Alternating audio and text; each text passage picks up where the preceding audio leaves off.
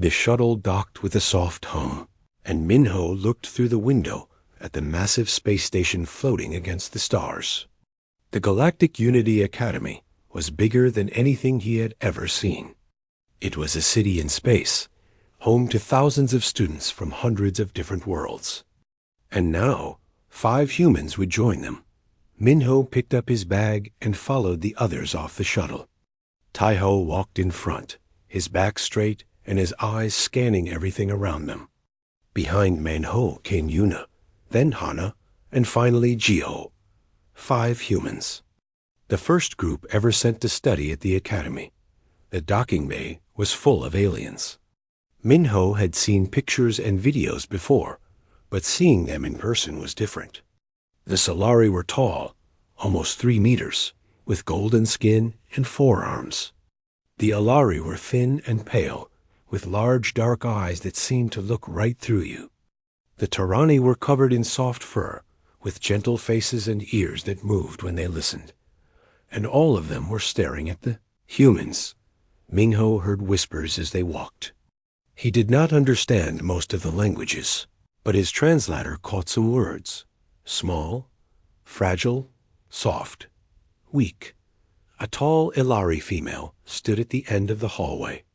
Her uniform showed she was important. She smiled, but it did not reach her eyes. "Welcome to the Galactic Unity Academy," she said. "I am Director Voss. We are pleased to have humanity join our institution." Taiho stepped forward and bowed slightly. "Thank you, Director. We are honored to be here." Director Voss looked at them the way someone might look at children who had wandered into an adult meeting. "We have made special arrangements for your species. Your rooms have been adjusted for your environmental needs. Your training schedules have been modified to account for your physical limitations. If you require any additional support, please let the staff know." Minho kept his face calm, but inside he felt something cold. Limitations. That word hung in the air like a bad smell. Director led them through the station. Everywhere they went, aliens stopped to look at them. Some seemed curious. Others seemed worried. A few seemed amused. Minho noticed that many of them kept their distance, as if the humans might be carrying some disease. "Humanity has been part of the Galactic Union for 12 years now," Director Voss explained as they walked. "In that time, your species has shown great enthusiasm for learning. However, we understand that your biology presents certain challenges. You lack telepathy. You have no natural weapons. Your bodies are soft and easily damaged. Your senses are limited compared to most species." Jiho made a small sound behind Minho. It might have been a laugh. It might have been something else. "But do not worry," the director continued. "The Academy welcomes all species, regardless of their natural abilities. We believe that every being has something to offer."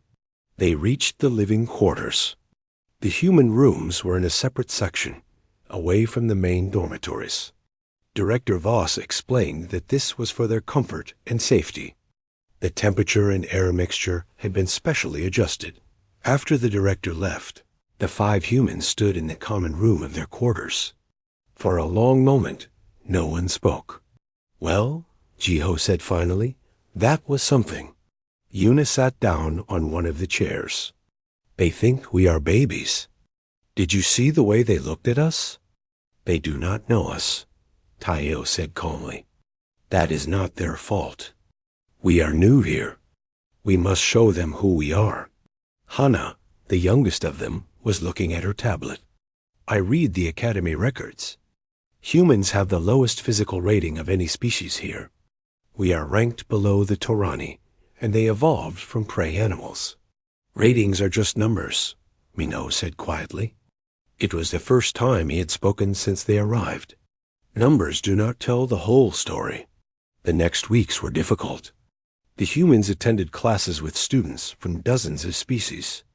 In academic subjects, they did well enough. Their minds worked differently from the aliens, but not worse. They learned. They adapted. But in physical training, the problems began. The Solari could lift weights that would crush a human. The Elari could move so fast they seemed to disappear. Even the gentle Tarani had skin that could stop a knife.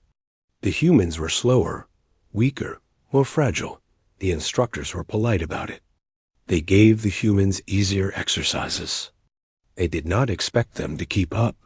They smiled and said encouraging things, the way adults speak to children who are trying very hard at something they will never be good at. Jiho hated it. During one training session, an instructor laughed at his fighting stance, called it primitive, said it was cute that humans still used such old techniques. Jiho wanted to respond. His hands made fists at his sides. But Taiyo caught his eye and shook his head slightly. Not now.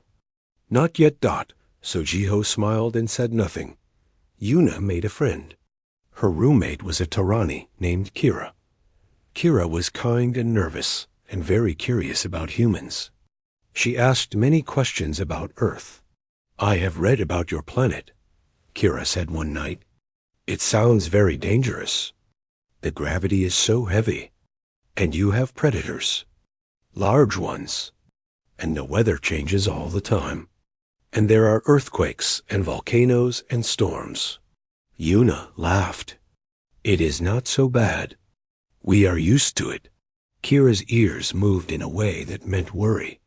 "I also read that humans are persistence predators.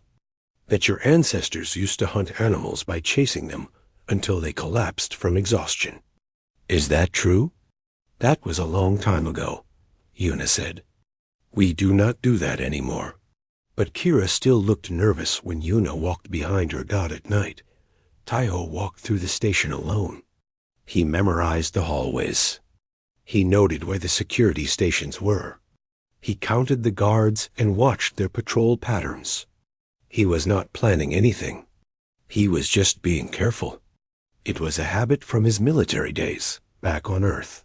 Always know your surroundings. Always know your exits. He noticed things the others did not seem to see. Small things. The way certain doors were weaker than others. The places where cameras did not reach. The maintenance tunnels that ran through the whole station. Just in case, he told himself. Just in case. On a Solari warship far from the Academy, Commander Wren received a classified message. Vrax hunting vessels had been spotted in the sector. The Vrax were dangerous, the most feared predators in the known galaxy. But Commander Wren was not worried. The Academy had the strongest shields in the Union. Nothing could break through. He deleted the message and returned to his duties. In their quarters, the 5 humans slept peacefully. Tomorrow there would be more classes, more training, more polite smiles and gentle condescension. They would continue to play the role the galaxy expected of them, the weak ones, the soft ones, the fragile little species from the dangerous planet. For now, that was enough, but nothing lasts forever. 3 months passed at the Academy. The humans learned to live with the stares and the whispers. They learned to smile when instructors treated them like children. They learned to be patient. The Unity Festival was the biggest event of the year. Students from every species came together to celebrate. There was music and food and dancing.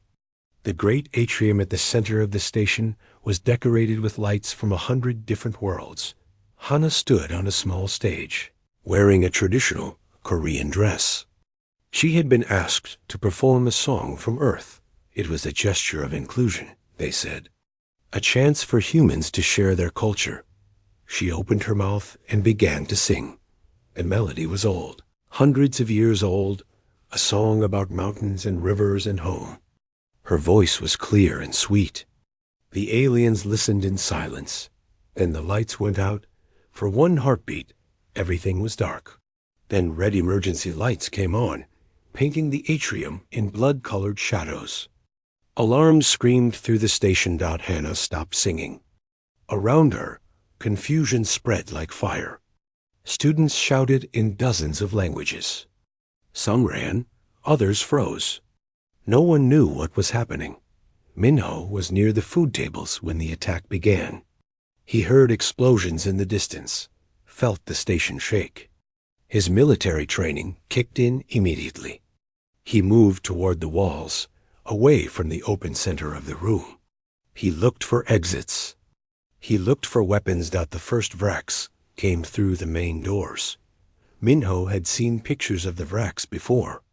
Everyone had. They were the most feared predators in the galaxy. 9 feet tall, covered in dark scales. Forearms ending in claws that could cut through metal.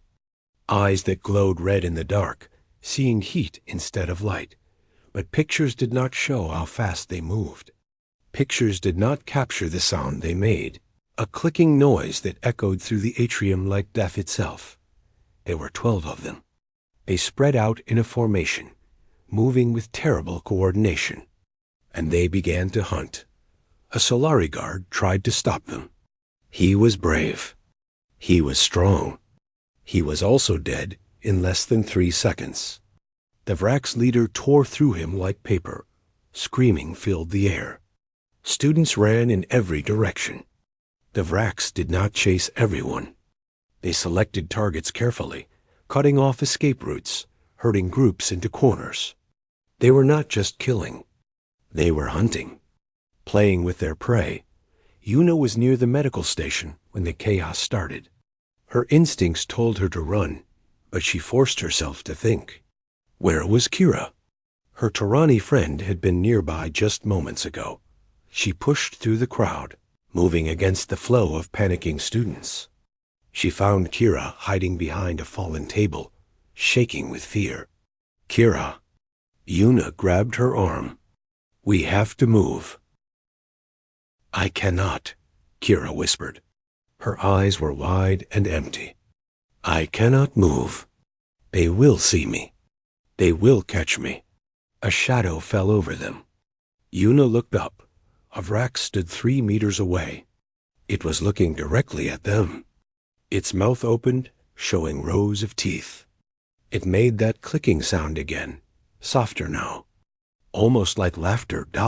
It moved toward them slowly, taking its time, enjoying the fear. Yuna's hand found a fire extinguisher on the wall. She did not think. She just acted. She pulled it free and swung it as hard as she could at the Vrax's head. The metal connected with the alien skull. The impact vibrated through Yuna's arms.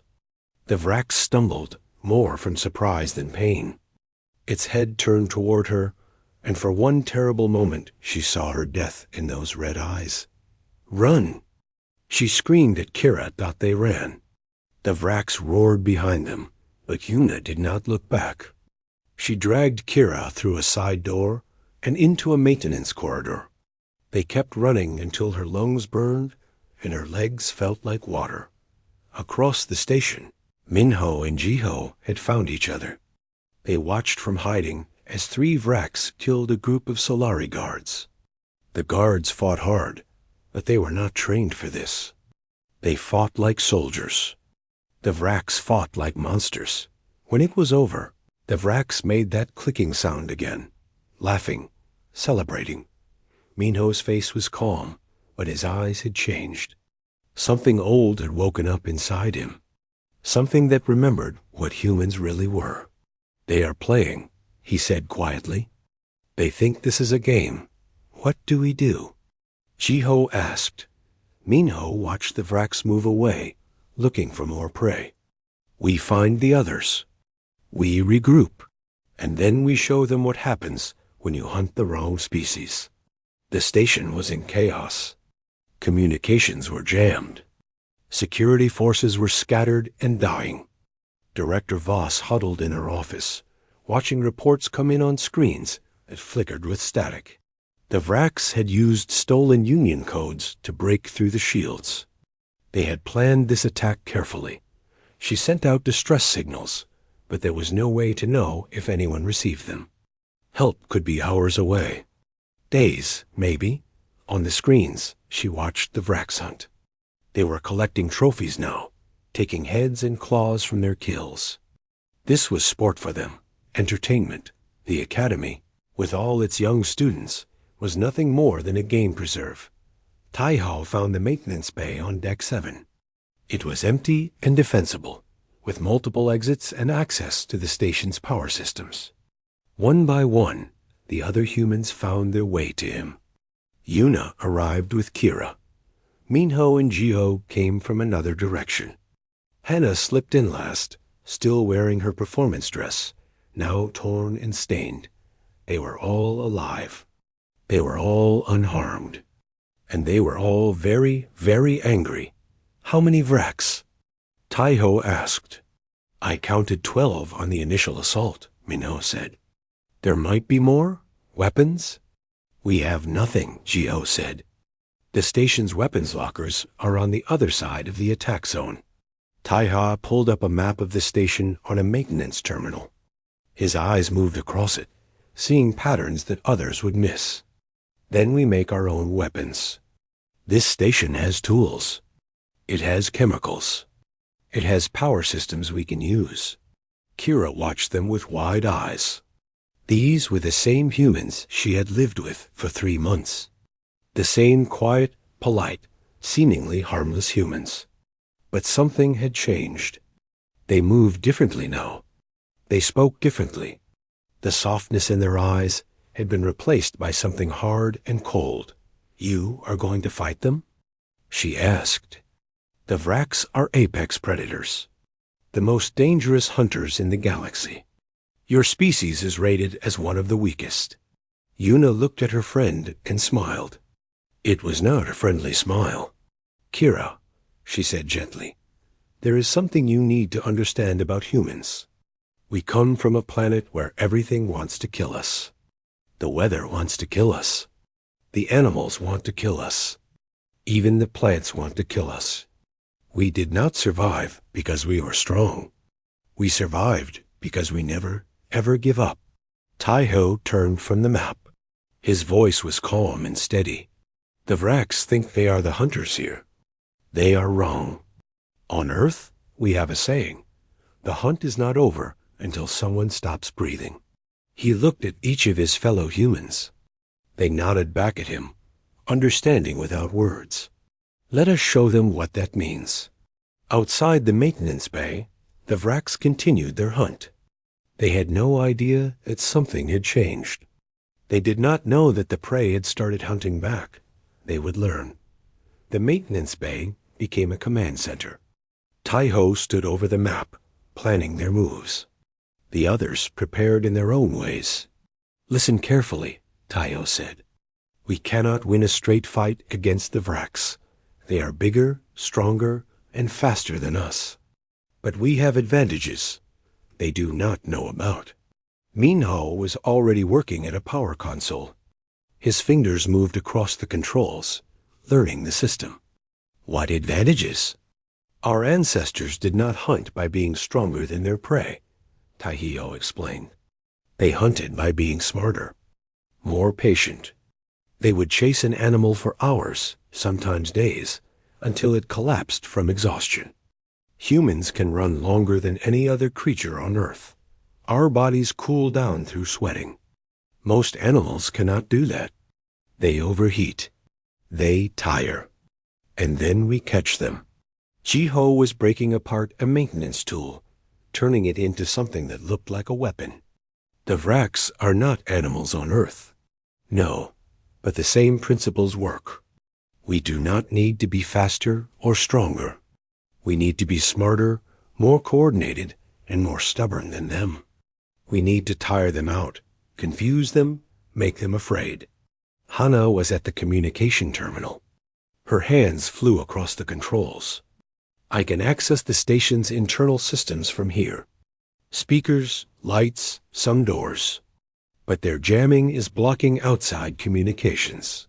Work on breaking through, Tai-Ho told her. Even if we survive, we need help to arrive eventually. What about you, Yuna?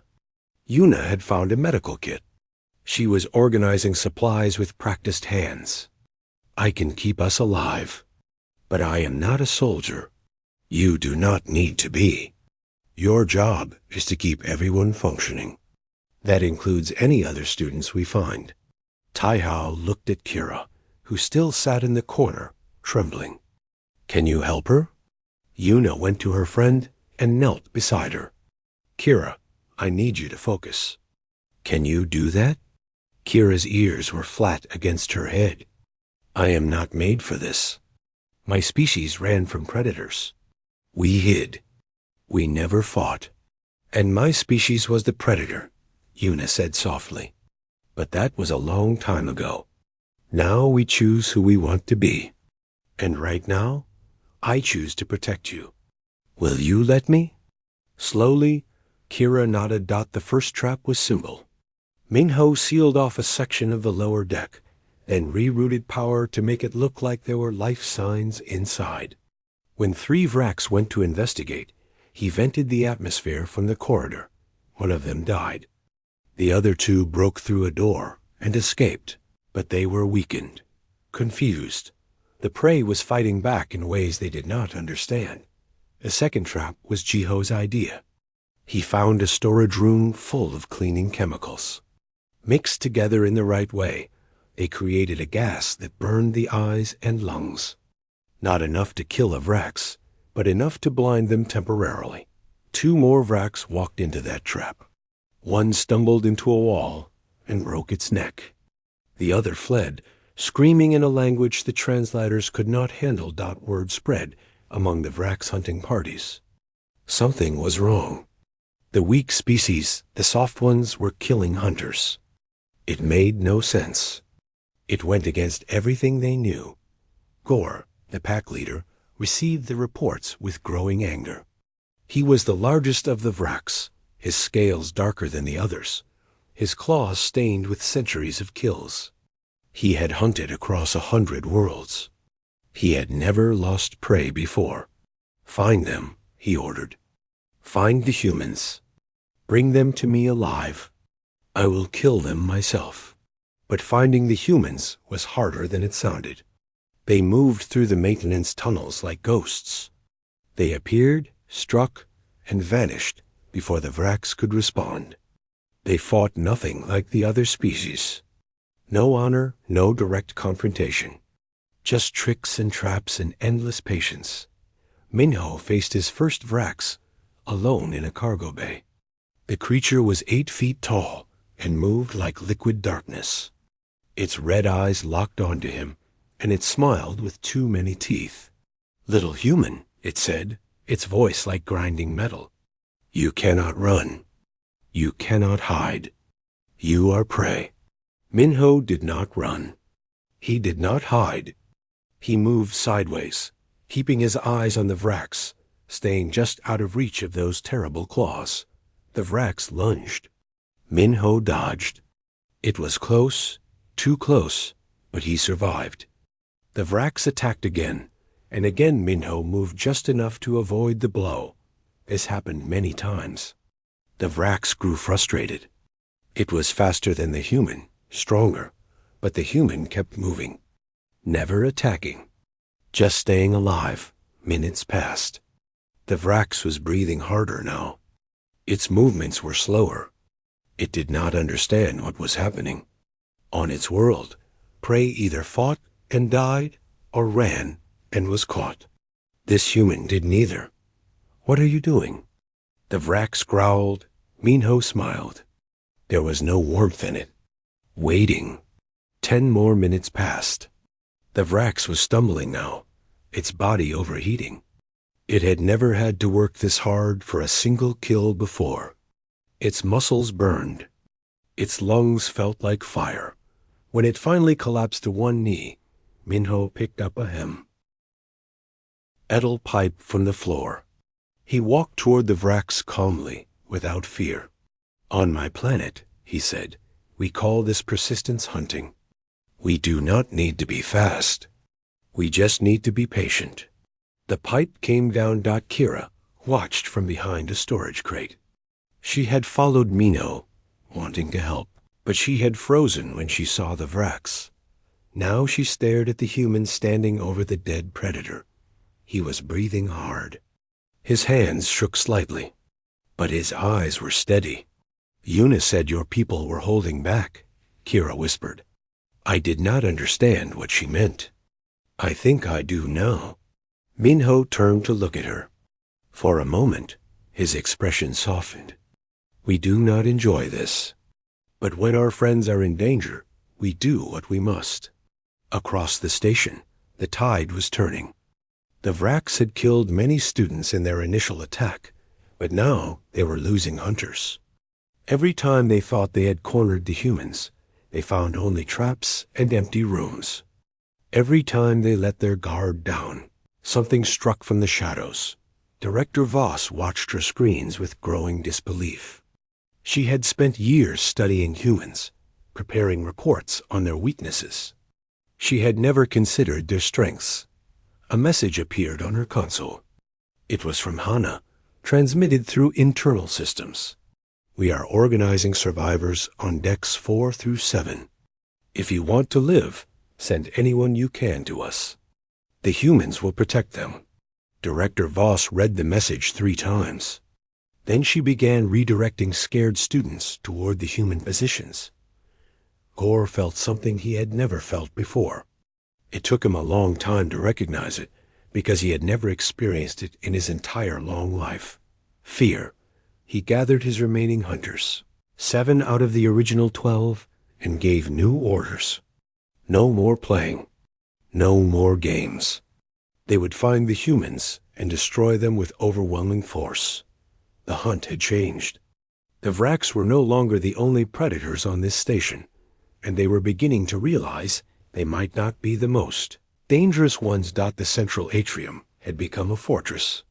Tai-Ho had chosen this place for the final stand because it offered multiple exits, good sightlines, and access to the station's core systems. If they were going to end this, they would end it here. Over 50 students had gathered under human protection. Solari, Elari, Tarani, and a dozen other species huddled together, many still shaking from fear.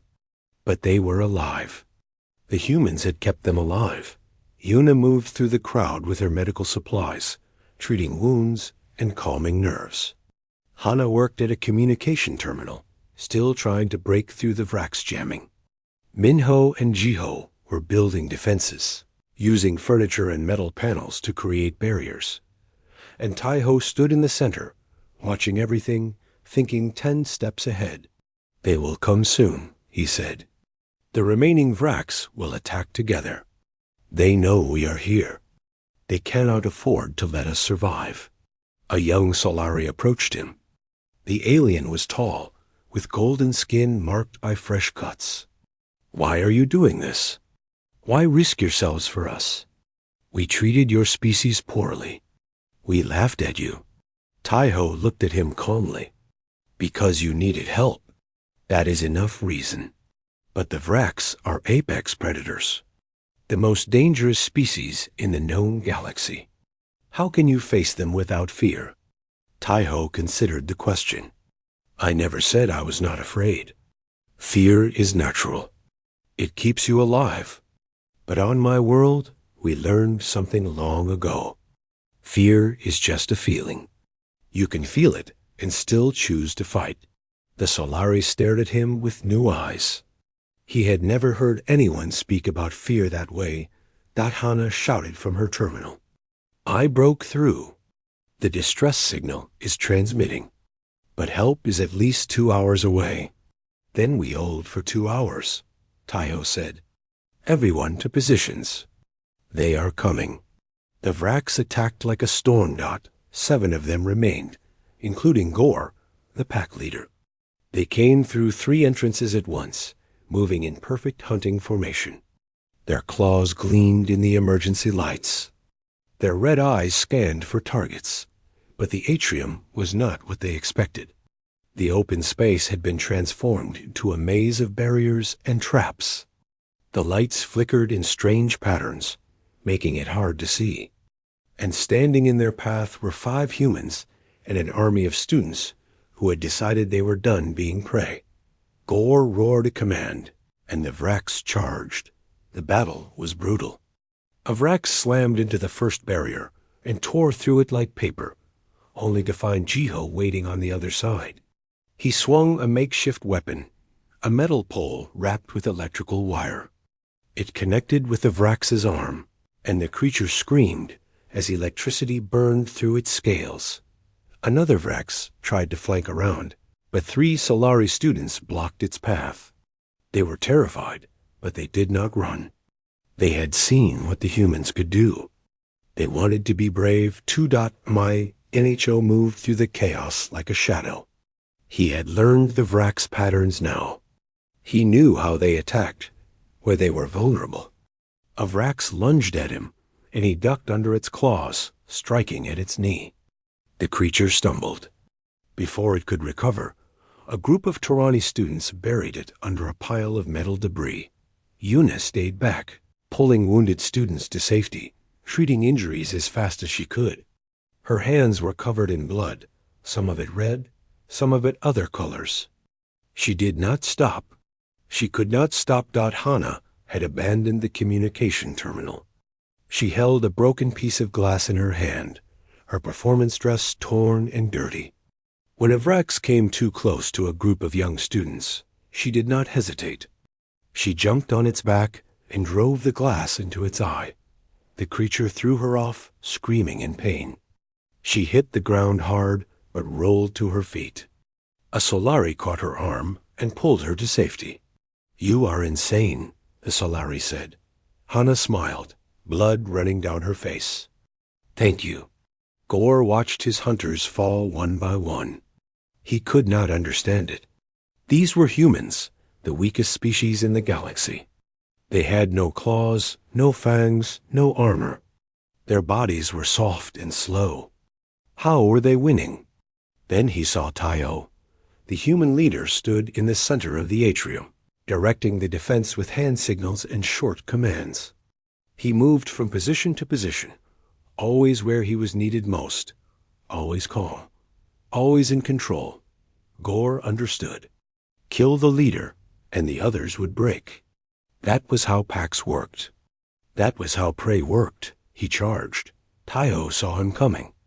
The Vrax pack leader was huge, almost 3 meters tall, his scales scarred from centuries of kills. He moved faster than any of the others, his forearms reaching like death itself. "Everyone back!" Tayo shouted. "This one is mine." They faced each other in an open space, surrounded by chaos. Gore towered over the human, laughing that terrible clicking laugh. "You are the leader," Gore said. "I can smell it on you. When I kill you, the others will scatter. They will die screaming like proper prey." Tayo raised his weapon, a simple metal bar. "On my world, we have a saying. The hunt is not over until someone stops breathing." Gore attacked. His claws slashed through the air where Tayo had been standing. But the human was already moving, ducking low, striking at Gore's legs. The impact made the Vrax stumble. Gore spun and attacked again. And again Tayo dodged, hitting back each time. The human was not trying to win with strength. He was trying to tire Gore out, the same way Minho had fought in the cargo bay. But Gore was not like the others. He was older, smarter, more experienced.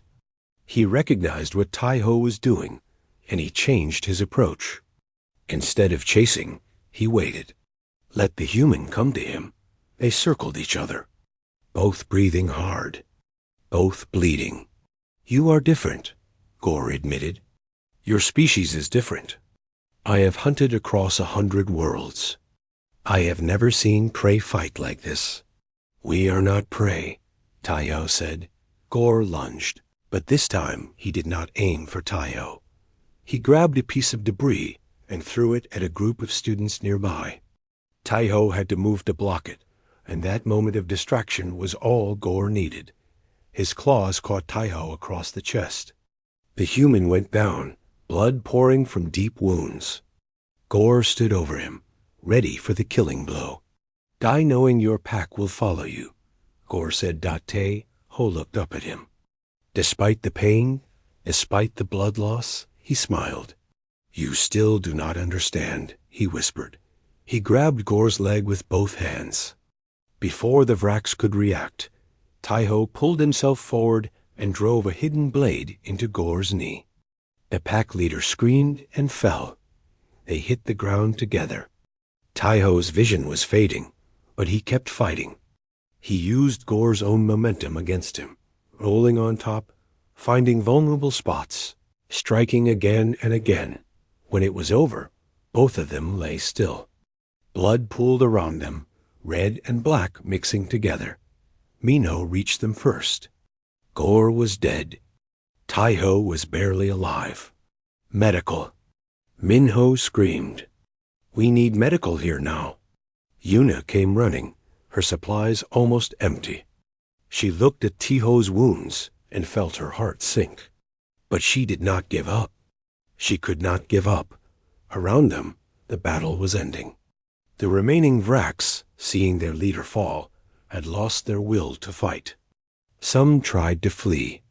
They did not get far that the atrium fell silent. The emergency lights flickered over a scene of destruction. Bodies lay everywhere, alien and Vrax alike. But the students were still standing, battered, bleeding, terrified, but alive, because 5 humans had refused to let them die. 2 hours later, Commander Wren arrived with the Union fleet. He expected to find a slaughterhouse. Instead, he found an army of survivors standing guard over their wounded, led by 4 humans and 1 more who clung to life in a makeshift medical bay. He looked at the Vrax bodies. He looked at the students who had fought beside the humans. He looked at Director Voss, who stood silent and pale, unable to speak. "What happened here?" he asked. Chi-Ho limped forward. His face was cut, his arm was in a sling, and he was covered in blood that was not his own. "We fought back," he said simply. "We won." Commander Wren stared at him for a long moment. Then he did something no human had ever seen a Solari do before. He bowed. Ho woke up in a medical bay. The lights were soft, and machines beeped quietly around him. For a moment, he did not know where he was. Then he remembered everything. The fight. The blood. Gore falling beside him. "You are awake." He turned his head slowly. Yuna sat beside his bed, dark circles under her eyes. She looked like she had not slept in days. "How long?" he asked. His voice was weak, barely a whisper. 3 days. "You almost died. Twice." She smiled, but there were tears in her eyes. "I told you that you are not allowed to die. You should learn to listen." Tai-Ho tried to laugh, but it hurt too much. "The others?" "Alive. Minho broke 2 ribs. Chi-Ho has a fractured arm. Hana needed 40 stitches. But we are all alive." She paused. "The students, too. Most of them. We lost some, but far fewer than anyone expected." He closed his eyes. Every death felt like a failure. But they had done what they could. Sometimes that was all anyone could do. The door opened, and Commander Wren entered. The tall Solari looked different than Tai-Ho remembered. There was something new in his eyes. Respect, maybe. Or something deeper. "Cadet Tai-Ho," he said formally. "The Union Council wishes to speak with you and your team. When you are strong enough, what do they want?" Commander Wren hesitated. "To understand. The entire galaxy has seen what happened here. They have questions. Many questions." The council chamber was vast, designed to hold representatives from hundreds of species. Holograms projected faces from across the galaxy, each watching as the 5 humans stood before them. Tai-Ho could not stand on his own. He sat in a hover chair, bandages visible under his uniform. But his back was straight, and his eyes were clear. The council speaker, an ancient Alari with silver eyes, addressed them first. "On behalf of the Galactic Union, we thank you. Your actions saved many lives. But we must also ask difficult questions. The footage from the Academy has spread to every corner of known space. What we saw has disturbed many of our members. Minho stepped forward. What do you mean? The speaker waved a hand, and a hologram appeared. It showed the battle in the atrium. It showed humans fighting with terrible efficiency. It showed Tai-Ho facing Gore, refusing to fall even as his blood poured onto the floor. We have studied humans for 12 years, the speaker said. We believed you were a weak species, fragile, limited. What we saw in this footage does not match our understanding. Your understanding was wrong, Jiho said bluntly. Several council members shifted uncomfortably. Director Voss spoke from her position among the observers. I have spent my career studying humanity. I wrote the official reports that classified your species as non-threatening. I was wrong. Completely wrong. She looked at the humans with something that might have been shame. I looked at your physical limitations and assumed you were weak. I did not consider that weakness might be a matter of perspective. Henna spoke up. We tried to tell you. We told you about our planet, about our history. You did not listen.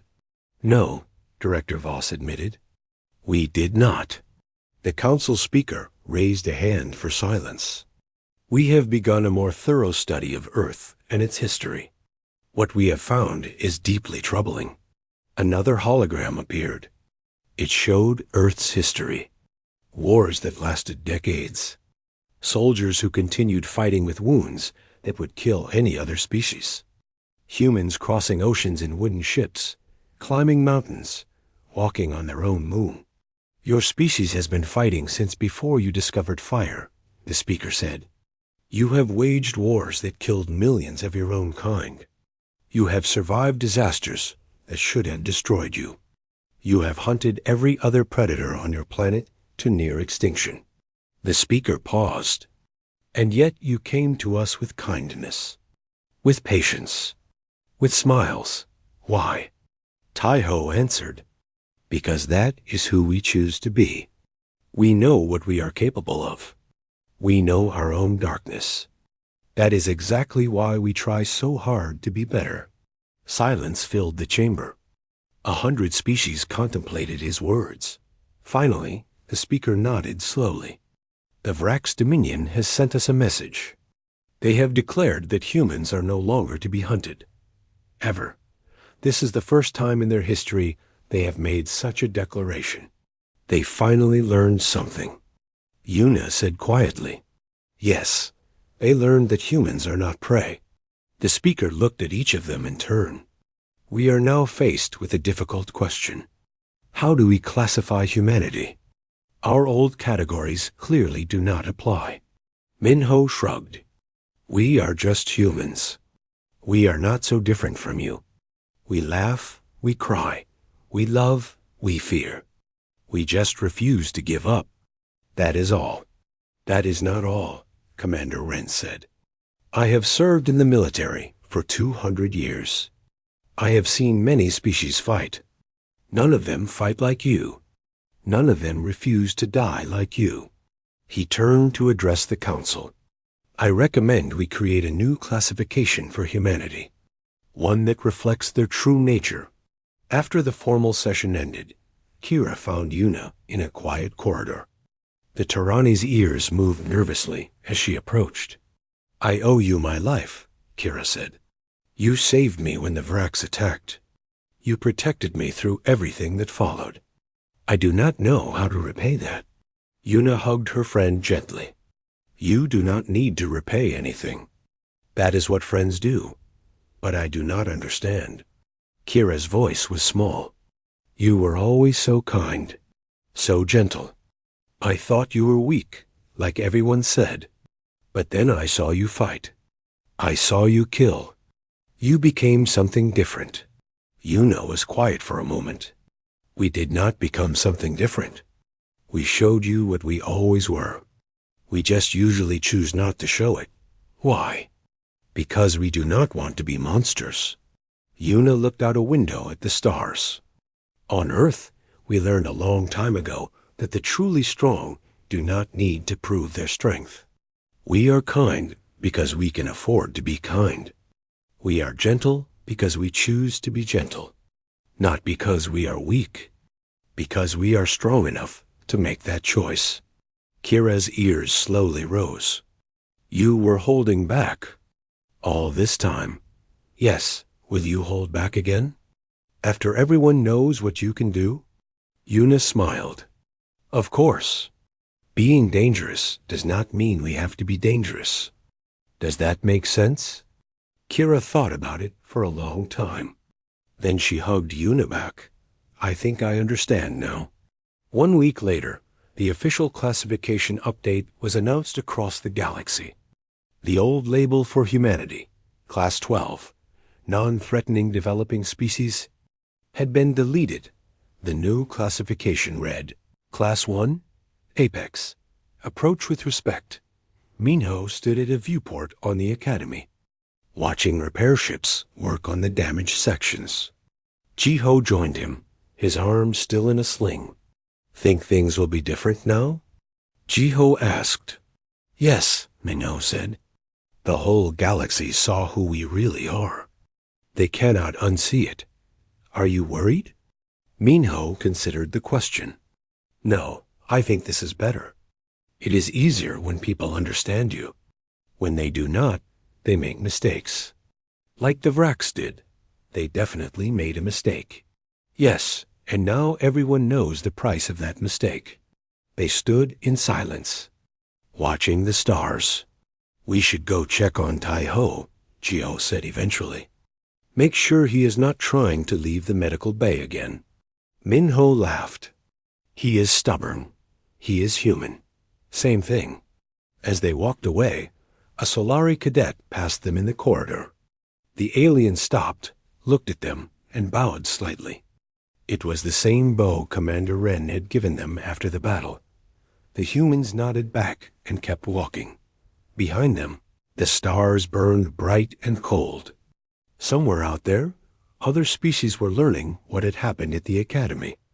They were watching the footage, reading the reports, updating their understanding of the small species from the dangerous planet. Were learning that kindness and weakness were not the same thing. They were learning that the soft ones could become hard when they needed to be. They were learning that humanity had never been prey. They had just been polite, and the galaxy would never forget it.